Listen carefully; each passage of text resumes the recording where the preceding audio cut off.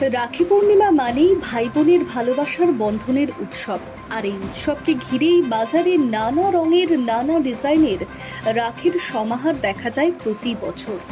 তবে সেই চীনা ছবির বাইরে গিয়ে সম্পূর্ণ ভিন্ন ধর্মীর ভাবনায় রাখি তৈরি করে নজর কাড়লেন নদিয়ার কৃষ্ণগঞ্জের সীমান্তবর্তী এলাকার স্বনির্ভর গোষ্ঠীর মহিলারা।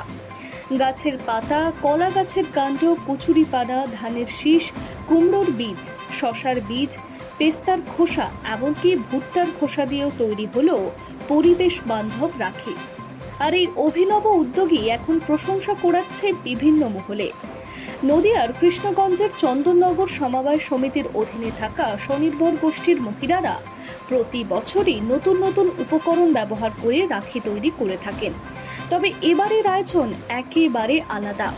প্রকৃতিকে ভালো রাখার বার্তা ছড়িয়ে দিতে সম্পূর্ণ প্রাকৃতিক উপকরণ দিয়ে রাখি তৈরির উদ্যোগ নিলেন তারা।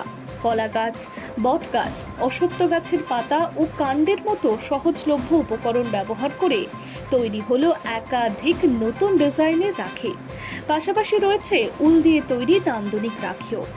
এই রাখিগুলির সবচেয়ে বড় আকর্ষণ হলো এগুলি যেমন পরিবেশ বান্ধব, তেমনি অত্যন্ত সাশ্রয়ী। সাধারণ মানুষের কথা মাথায় রেখে এগুলির দাম 5, 10 কিংবা 20 টাকার মধ্যেই। ফলে গ্রামীণ এলাকা থেকে শহর এলাকা সব শ্রেণীর ক্রেতারা এই রাখিগুলি কিনতে পারবে।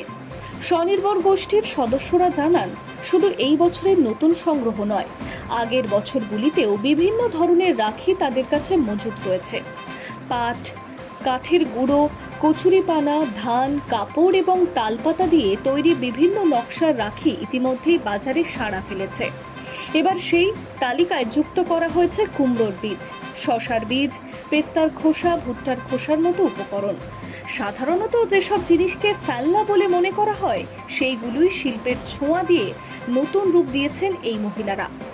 এই উদ্যোগ শুধু অর্থনৈতিক স্বনির্ভরতার পথে খুলে দেয়নি, তৈরি করেছে নতুন কর্মসংস্থানের সুযোগ। সীমান্তবর্তী এলাকার বহু মহিলা এই কাজে যুক্ত হয়ে নিজেদের আয়ের পথ তৈরি করেছেন। উৎসবের মরশুমে রাখির চাহিদা বাড়ার সঙ্গে সঙ্গে তাদের আয়ও বৃদ্ধি পাচ্ছে।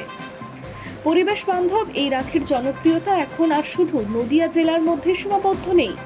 জেলার বিভিন্ন বাজারের পাশাপাশি রাজ্যের একাধিক জেলাতেও পৌঁছে গিয়েছে এই রাখি। অনেক ব্যবসায়ীরাও আগাম অর্ডার দিয়ে রাখছেন এমন জানা গিয়েছে। ক্রেতাদের একাংশের মতে প্লাস্টিক বা কৃত্রিম উপকরণের বদলে প্রাকৃতিক উপাদান দিয়ে তৈরি রাখি ব্যবহার করলে পরিবেশ দূষণও কমবে। তবে এই উদ্যোগের পিছনে রয়েছে আরও একটি বিশেষ ভাবনা।